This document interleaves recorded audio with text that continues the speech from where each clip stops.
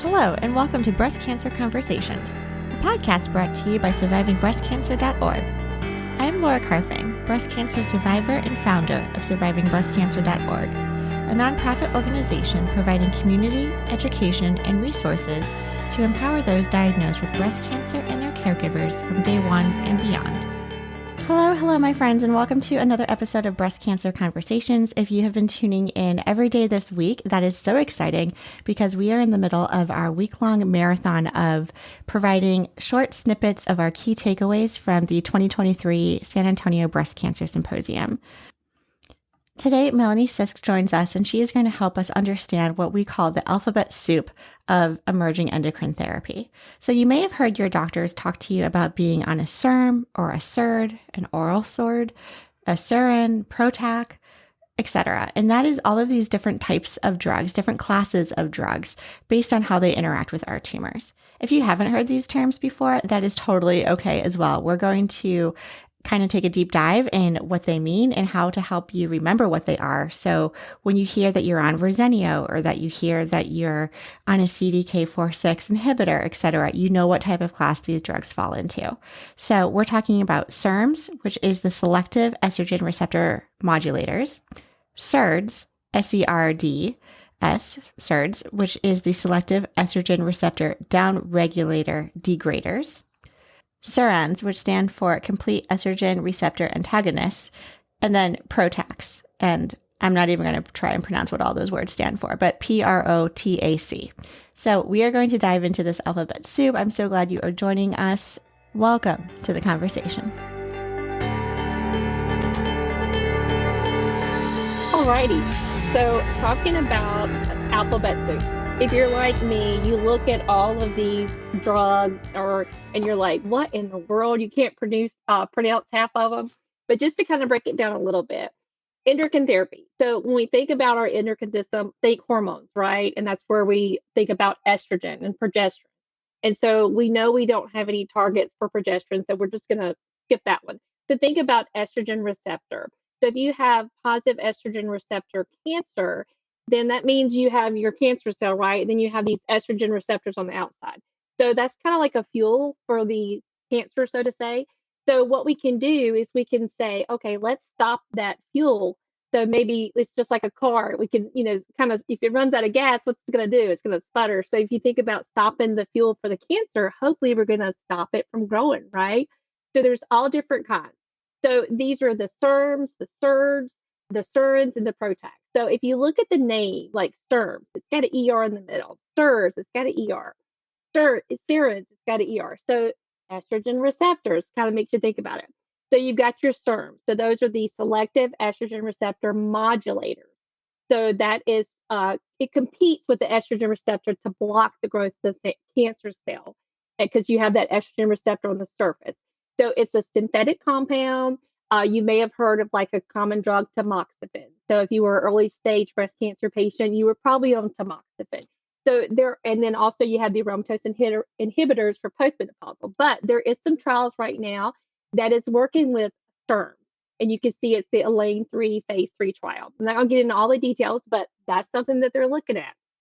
Another class is the SERDs, and that's the Selective Estrogen Receptor Modulator. And wait a minute, did I say that right? The SERDs, Selective Estrogen Receptor Degraders or downregulators. So one of the common ones that you probably know about is Fluvestrant, Fosledex. And if you look at how it's spelled and you look at the suffix of it, it's strant, STRENT. All of those drugs listed there have that STRT at the end of it. So that kind of gives you a little bit of a clue of kind of what class of drug it is, and that's a SERD. So we have camizestrant. You can't even pronounce the giredestrant, which that kind of had some negative results in the trial, so we're kind of unclear if that's going to be an option for us. Imlunestrant, and there's a trial for monotherapy or in connection combo with a CDK4/6 inhibitor. And then you have elacestrant, which was just FDA approved in January of 23, and that you probably know the brand name is Oncertu. And so there's trials to combo that with Piqray if you have the PIK3 mutation, or comboing it with a CDK4/6 inhibitor. You also have the SERANs class, which is a complete estrogen receptor antagonist. So that's the complete antagonist. If you think about estrogen, it has kind of like two pathways, and it gets real deep, A1 and AF2, AF1. It blocks both. So it's completely, it blocks it. So that is palazestrant. And so it's a SERD and a SERAN and a SERD as well too. So there's a clinical trial going on with that one now. So that may be some good results that we'll have later. And then you also have the PROTACs, and that doesn't have the ER in it because this is kind of like a hybrid, and it binds itself to specific protein targets. So like we could say, hey, let's target ER, which is the estrogen receptor. And that's what the PROTAC does. So there's a clinical trial right now. There's several of them that can do monotherapy or combo that with another drug. So those are things that we're kind of watching that may be some options for us down the road. Next slide, please. And then other drugs that are in development. So these are like, of the CDK4/6 inhibitors like Ibrance, which is palbociclib, Verzenio, abemaciclib, Kisqali, ribociclib. So if you notice, all of those end in LIB. So those are the CDK4/6 inhibitors. But we have some CDK7 inhibitors in clinical trials right now. We have CDK2 inhibitors and CDK4. So there's some trials right now going on with different targets. So that's something to watch that may be an option for us later on down the road. And then also you have the PIK3 inhibitors. I know that you've heard of Piqray, and so that's one of the drugs that we have. And then we also have another drug, which was just approved recently, TrueCap, I guess I'm saying it right, capivasertib. And so that was just approved recently. So those are two drugs that actually target that mutation. And I'll throw in right now that we have a new initiative going on called PIK3 Pathbreakers. And so it's a nonprofit that we're starting. Dr. Neil Vastin from Columbia University is really the brain behind it. And so what our mission is to help educate more people about the PIK3 mutation that is on the cancer cell, and then also to raise awareness about it, and also to raise funding for research, because we know that's a mutation that exists in hormone positive breast cancer. So if we can get more people involved in it and research to study it, that would give us more pharmaceutical options for later on down the road. So if you'd like to join us, we are PIK3CApathbreakers.org. We also have a private Facebook group. So if you have that mutation and you would like to join our mission, please join us. We are encouraging more people. We want to build our a group up, and we'll have different working groups so you can actually get involved with us in our mission. So those are some things that we're watching. There's all the clinical trials listed there. If you want to go look them up and research, you can. But just to give you, there's some hope. We do have some drugs that we're watching right now. Next slide, please. And then knowledge is power, right? The more we know, the more knowledge we have, the more power that we have, and the more that we can go to our oncologist, our care team, and say, hey, what about this drug? Is this an option for me? So there's a lot of things coming down the pipe.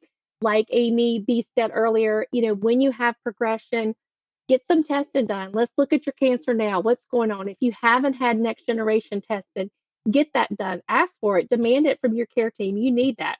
And you can always get a second opinion with another MBC expert or with a actual breast cancer oncologist if you're not seeing a breast cancer oncologist. If you're seeing a just general oncologist, you can actually see a specified breast oncologist. They're hopefully maybe a little bit more knowledgeable about breast because that's all they concentrate on.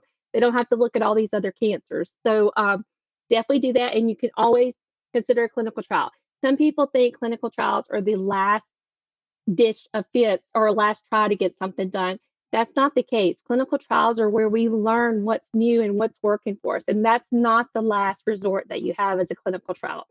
So definitely we would encourage that.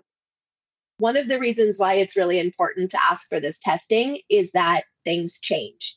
And I thought at the very beginning of my diagnosis in 2017 that my receptor status was in stone, that I was always going to have, the cancer was always going to have estrogen receptors. That is not always the case. Things change. And some of these specific mutations that Melanie was talking about, like PIK3CA, is actually something that isn't in your DNA. The cancer can acquire that as an example of a somatic mutation. And so that's why it's important to get some of this testing, because as the cancer is attempting to beat the drugs, it's changing and it's mutating. And so that's why getting those genetic tests, those genomic tests, are super important to find out when things change. So I just wanted to make sure that wrap that all up. That's so important. So important. Yeah, I just had my estrogen receptor downgraded from like 100% to like 12%, so it does change. Yes, such important information. And so if you were diagnosed early stage and then had a recurrence or had metastasis and progression, always really important to continue those conversations with your oncologist and to be tested to make sure that you understand the biology of your tumor, right? And what the characteristics are. So if it's ER positive, hormonal receptor positive, triple negative, or if there's one of those mutations as well, because the cancer is sneaky and decided to go do something wild and crazy that we need to address.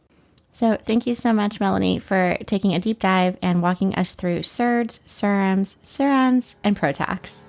And thank you, everyone, for listening to our show.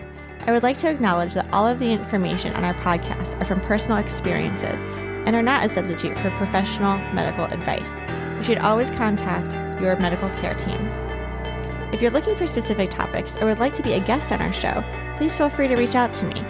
My email is laura@survivingbreastcancer.org. Until next time, keep on thriving.